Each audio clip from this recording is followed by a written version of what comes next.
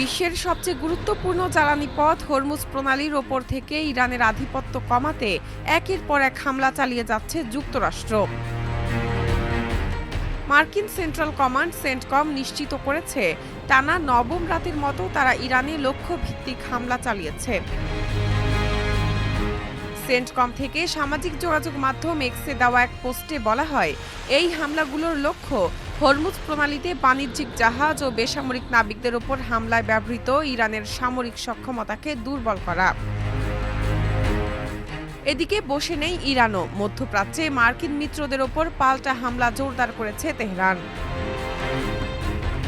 ২০ জুলাই সোমবার ভোরে কুয়েতের সেনাবাহিনী জানায়, ইরানের আগ্রাসনের পর শত্রুপক্ষের ড্রোন হামলা প্রতিহত করতে কুয়েতের আকাশ প্রতিরক্ষা ব্যবস্থা সক্রিয় রয়েছে।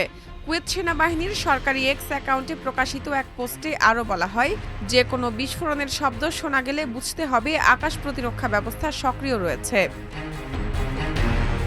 ইরানের রাষ্ট্রীয় বার্তা সংস্থা IRNA-তে প্রকাশিত এক বিবৃতিতে সোমবার ইরানের বিপ্লবী গার্ড জানিয়েছে, তারা দক্ষিণ পূর্বে সিরিয়ার একটি শত্রু কমান্ড সেন্টারে আকস্মিক হামলা চালিয়েছে।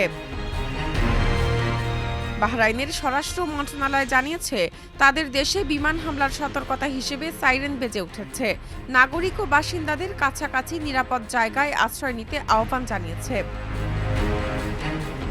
গত ২৮ ফেব্রুয়ারি ইরানের ওপর যুক্তরাষ্ট্র ও ইসরায়েল যৌথ হামলা শুরু করার পর পাল্টা জবাব হিসেবে তেহরান নিজ অঞ্চলে যুক্তরাষ্ট্রের মিত্রদেশগুলো ও সামরিক স্থাপনাগুলোকে লক্ষ্য করে হামলা চালিয়েছে।